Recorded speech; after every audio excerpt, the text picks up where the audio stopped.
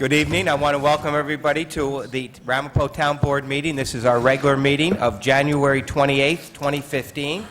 And I'd like to ask our clerk, Christian Sampson, to call the roll, please. Councilman Friedman. Councilwoman Charles. Here. Councilman and Deputy Supervisor Withers.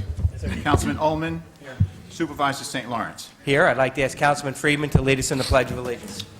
I pledge allegiance To the flag of the United States of America and to the republic for which it stands, one nation, under God, indivisible, with liberty and justice for all.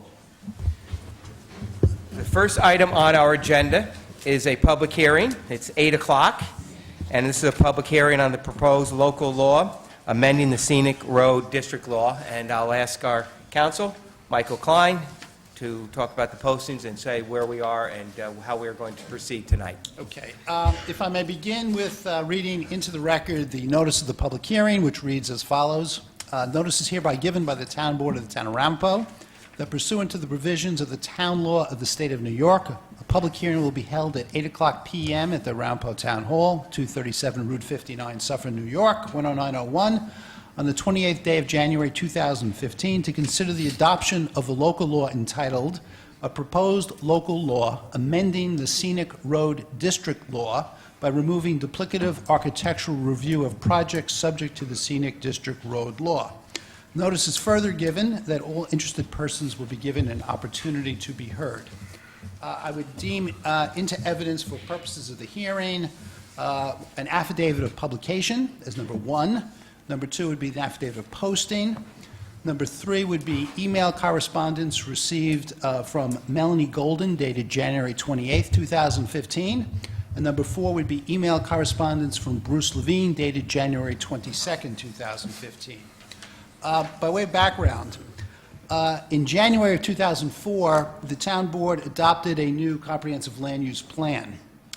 Later that same year, the Town Board adopted a new zoning law, which for the first time included mandatory architectural review for almost all new building construction and alterations. That same year, the Town Board adopted other local laws impacting land use, including the Scenic Road District Law. In the decade that has followed, the town's land use professionals have worked with the Scenic Road District Law and with the architectural review requirements of the zoning law, and they have identified an unnecessary duplication of reviews. In particular, the Scenic Road District Law contains a requirement that the planning board or the building inspector, depending on the type of application, consider architectural compatibility in reviewing projects within the Scenic Road District, while the Architectural Review Board must also consider excessive architectural similarity or dissimilarity for all projects except for single-family homes not part of a subdivision. Thus, we have duplicative architectural compatibility determinations being made by the Planning Board or the Building Inspector under the Scenic Roads Law and by the Architectural Review Board, which is the CDRC, for all projects except for isolated single-family homes. So again, this has been identified by our planning consultant as an unnecessary duplication of reviews, which could potentially be conflicting and cause delay or other issues which were not intended. So what's proposed is an amendment to the Scenic Roads District Law, which would require all the other criteria to remain, but for those projects which must go to Architectural Review Board, that would supersede the requirements of architectural review under the Scenic Roads Law. So that's the purpose of the amendment, which again was suggested to us by our land use professionals and our planning consultants. So with that background, I think we should open up the public hearing for comment. Okay. So we'll open up the public hearing. I will say that we are going to not take any action on this tonight. We're going to adjourn the public hearing until the next meeting, and we'll set that afterwards, and people will be able to then discuss, because from the various emails that you've received, we have some information that we are going to refine the amendment itself, and we will republish that, and that way it will be on our desk for the mandatory 10-day period, 7-day period that is necessary. So with that, we will take any, the public hearing is open if anybody wants to say anything. Mr. Levine, come right up.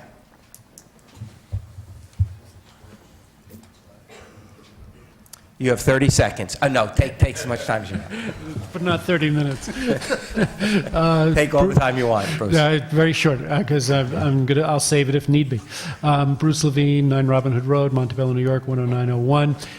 First, I want to thank you for, I noticed a few things already are on the website.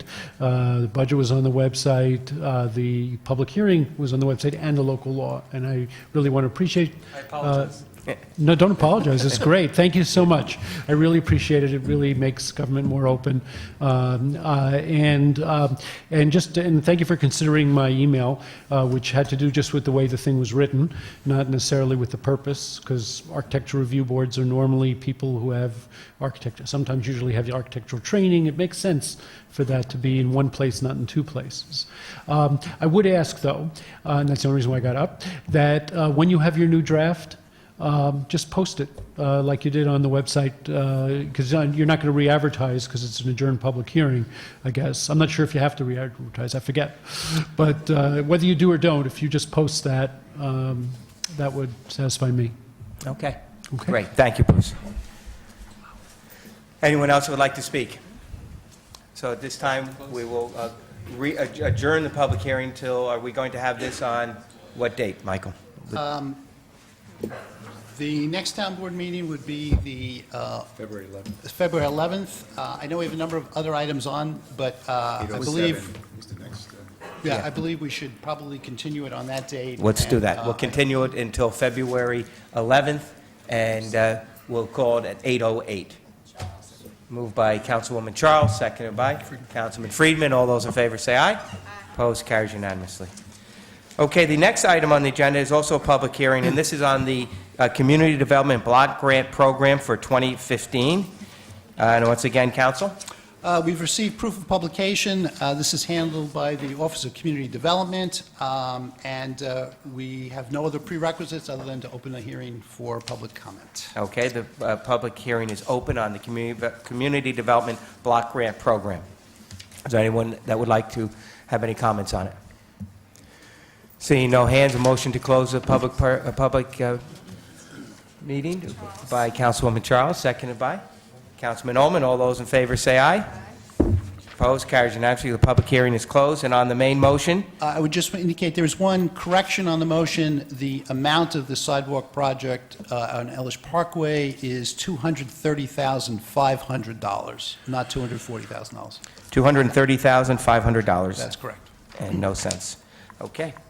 Moved by Councilwoman Charles, seconded by Councilman Ullman. All those in favor say aye. Opposed, carries unanimously. So that's the approval, and we'll pass that along to the county. Next item on the agenda is acceptance of the minutes for the regular meeting of October 6th, 2014. Moved by Councilwoman Charles, seconded by Councilman Ullman. All those in favor say aye. Opposed, carries unanimously. The acceptance of the minutes for the reorganizational meeting of January 7th, 2015. Moved by Councilwoman Charles, seconded by Councilman Ullman. All those in favor say aye. Opposed, carries unanimously. Next item on the agenda is item number 2, Town Attorney, approval of agreements. Mr. Klein. Thank you, Mr. Supervisor. The first resolution was discussed with the board by Michelle Antosca. We have an underutilized baseball field at Children's Park, and a Little League wants to use that as their home field, and for doing so, they will do substantial improvements to the field. So the next resolution approves an agreement with the Clarkstown Baseball Association, and it's for a 2-year period with the possibility of a 1-year option to extend. Okay. Moved by Councilwoman Charles, seconded by Friedman. Councilman Friedman. All those in favor say aye. Opposed, carries unanimously. The next resolution does the following. It declares as surplus the town's property at 120 Torn Valley Road.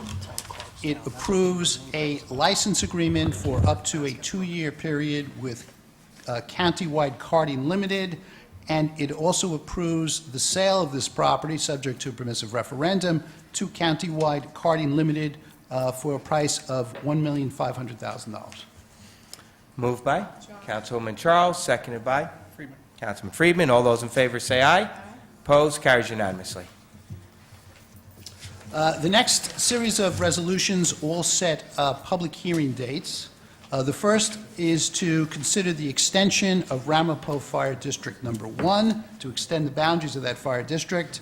This is proposed for a hearing on February 11th at 8:01 p.m. Moved by Councilwoman Charles, second by Councilman Ullman. All those in favor say aye. Opposed, carries unanimously. The next resolution will set a public hearing date to consider the extension of Ramapo Fire District Number 2. This would occur at 8:02 p.m. on February 11th. Moved by Councilwoman Charles, seconded by Councilman Ullman. All those in favor say aye. Opposed, carries unanimously. Considering the establishment of Ramapo Fire District Number 3 is the subject of the next resolution. This will be a public hearing at 8:03 p.m. on February 11th. Moved by Councilwoman Charles, seconded by Councilman Ullman. All those in favor say aye. Opposed, carries unanimously. The next resolution is to consider the establishment of Ramapo Fire District Number 4. This hearing will be scheduled at 8:04 p.m. on February 11th. Moved by Councilwoman Charles, seconded by Councilman Ullman. All those in favor say aye. Opposed, carries unanimously. And the next resolution is to consider the establishment of Ramapo Fire District Number 5. This hearing will be held also on February 11th at 8:05 p.m. Moved by Councilwoman Charles, seconded by Councilman Ullman. All those in favor say aye. Opposed, carries unanimously. The next resolution for setting a public hearing is for an extension of Ambulance District Number 1 to include property which is previously not included in any ambulance district, and this is in Chestnut Ridge. The hearing will take place at 8:06 p.m. on February 11th. Moved by Councilwoman Charles, seconded by Councilman Ullman. All those in favor say aye. Opposed, carries unanimously. 2C on the agenda is next. This is a resolution which amends the prior resolution appointing special counsel to the assessor and town attorney. This is regarding Paul Goldman, Esquire, who works with the town attorney's office and the assessor's office for tax-related proceedings under Article 7 of the real property tax law, as well as a variety of other tax grievance procedures. Moved by Councilwoman Charles, seconded by Councilman Ullman. All those in favor say aye. Opposed, carries unanimously. Thank you, Council. Welcome. The next item on the agenda is Personnel. Our Director of Personnel, Linda Condon. Good evening. I have 4 resolutions tonight. The first is a resolution to reclassify 2 Assessing Clerk 1 less than full-time positions to Assessing Clerk 1 full-time positions in the Town Assessor's Office. Moved by Councilwoman Charles, seconded by Councilman Ullman. All those in favor say aye. Opposed, carries unanimously. The next resolution is a resolution to appoint Joanne Corletta and Rosaria Infranca Gambardella to those 2 Assessing Clerk 1 full-time positions. Moved by Councilwoman Charles, seconded by Councilman Ullman. All those in favor say aye. Opposed, carries unanimously. These are presently employees that work for us less than full-time. They'll be going to full-time. And I think Joanne's worked for us for about 6 years, and Rosalba for about Maybe 11? 11 or 12 years, 12. so it's great. They're both great workers. Okay, Linda? The next one is a resolution to transfer an employee from the Highway Department as a grounds worker in the Parks Department. We're appointing Jason Bodie to this position. Moved by Councilwoman Charles, second by Councilman Ullman. All those in favor say aye. Opposed, carries unanimously. And the last is another transfer. We're transferring a grounds worker from the Town of Ramapo Golf Department to the Parks Maintenance Department. We're moving Henry Andina. Moved by Councilwoman Charles, second by Councilman Friedman. All those in favor say aye. Opposed, carries unanimously. Thank you, Linda. You're welcome. The next item on the agenda is police. It's the authorization for the 2015 intern program. Moved by Councilwoman Charles, seconded by Councilman Ullman. All those in favor say aye. Opposed, carries unanimously.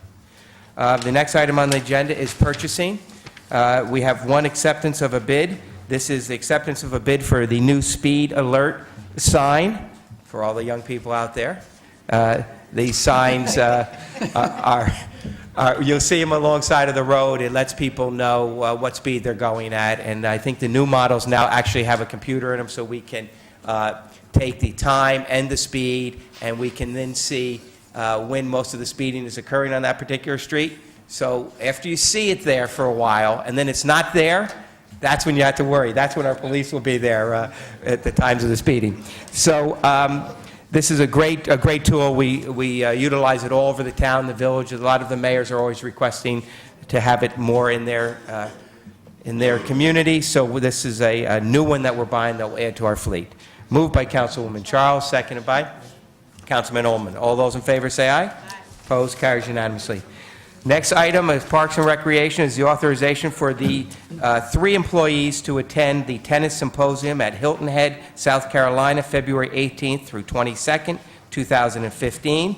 The 3 employees will pay for their own hotel rooms, they'll pay for their transportation, and we will pay for the registration fee at this event.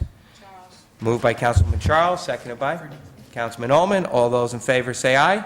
Opposed, carries unanimously. I do want to say that Fran Osei will be receiving an award at this event, and she also has secured a $7,000 grant for the town, and she will be the National Volunteer of the Year award, so that we're very proud of her. Next item on the agenda is the request for a stop sign at the intersection of Twin Avenue and Elm Street. Moved by Councilwoman Charles, seconded by Councilman Ullman. All those in favor say aye. Opposed, carries unanimously. We have a new business item. We have one new business item. This is to approve the surplusing of a strip of land of approximately 3,437 square feet on Howard Drive, and the sale of that property to Jacob and Michelle Kalman for the sum of $40,000.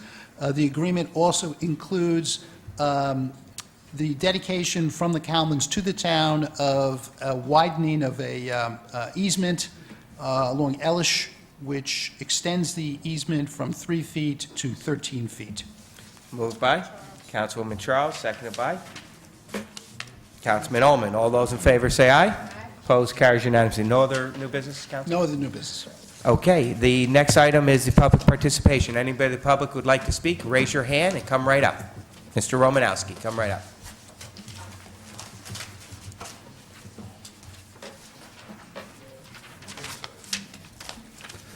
Robert Romanowski, 183 Maple Avenue, Muncie. What I want to speak tonight about is the open meetings law. Now, with the open meetings law, it is essential to the maintenance of a democratic society that the public business be performed in an open and public manner, and that the citizens of the state be fully aware of and able to observe the performance of public officials and to attend and listen to the deliberations and decisions that go into the making of public policy. A couple of things with the town of Ramapo, how they're conducting their open meetings law, and I want to make a point to you. One of them, under the open meetings, it says, agency records available to the public pursuant to Article 6 of this chapter, as well as any proposed resolution, law, rule, regulation, policy, or any amendment thereto that is scheduled to be subject to discussion by the public body during an open meeting shall be made available upon request, therefore, to the extent practicable and determined by the agency or department prior to the meeting during which the records will be discussed. So that means during a public meeting, if you go to a public meeting in the Village of Airmont, you all have a packet of the resolutions. There has to be a packet on the table available to the public so that they can see all the resolutions that the town is going to consider, because the way some of these are done, you don't know the amounts that are being spent, like the speed sign, we don't know the amount, or sometimes there's some personnel people who are being appointed, the names are not revealed. So the resolutions have to be made available to the public. The other thing that I'd like to speak to about is about executive sessions, how the board conducts an executive session. This is mostly during the Thursday meeting, the daytime meeting that's held on Thursday at 10 a.m. It says, upon a majority vote of its total members taken in an open meeting pursuant to a motion identifying the general area and areas of subjects to be considered, a public body may conduct an executive session. Now, the thing is when you come out of executive session, you've come out of executive session, then go on to tell the public that the executive session is over. That part is incorrect. You must come out of executive session in public. It says, an executive session can be concluded only after the public has been informed that the public body intends to end the executive session and that the public has been given a reasonable amount of time to return to the room where the meeting is being held. Upon a majority vote of its total membership taken in an open meeting pursuant to a motion. So you must invite the public into the room before you come out of executive session, which has not been done at certain meetings where you come out of executive session, close the meeting, and the public was not invited in. So these are things that I'd like you to consider in the open meetings law so that these meetings can be conducted in the proper manner. I will thank you for that. Thank you, Mr. Romanowski. And one other comment, I have another speaker speaking too about maybe some brighter street lights on Muncie Boulevard, like between Walter Drive and Fletcher. I think you have like 100 watt there now, maybe 150 watt would be better. That area is rather dark at night, and there's a lot of pedestrians walking, and we don't want any accidents in that area. We do Thank have you. that on our list with Orange and Rockland, so that will be taken care of. And the amount of the trailer was $32,130. And it's coming out of the forfeiture forfeiture money from police activity where we forfeiture people's money and equipment, and so it's coming out of that fund. Yes, state your name and It's Chaim address. Leibowitz. I live on Nissan Court next to Muncie Boulevard. My second Roberts about streetlights. It's a few times there was major accidents. Somebody got killed up the block, and I put up a street light by my house, and it's very, very dark. I asked a few times the board and private, and they said this, they said that, but at the end of the day, it's very, very dark. I would like if they could drive by now or whenever at night, especially in the winter when the kids come home from school 4 o'clock in the afternoon, cars pass the buses. I live there, it's my kids, it's the community, and we really need streetlights. The shul at 1 Muncie Boulevard, they put up a big light, and it helps. But over there in that corner, do whatever you can, and I really appreciate it. Thank you, Robert, again. Same location? Yes, I just want you to know that we have a initiative that we're doing at that intersection. We did have some terrible pedestrian accidents there, and we're going to be putting in not only speed bumps, but we're going to be putting some railings in so that people can't jaywalk in certain spots there, and that will be at Maple Leaf and Maple. It will be by Sunrise on Muncie Boulevard, and it will be by Acer Court on Maple Avenue as well. And we're going to make that a much more pedestrian-friendly intersection to And by the way, with the snow, every time it snows, the town comes and plows the sidewalk. It's perfect. Thank you. He does a very good job. I will pass that along to Superintendent of Highways, Tony Sharon. Thank you. Anybody else want to speak in the public? Come right up, Richard.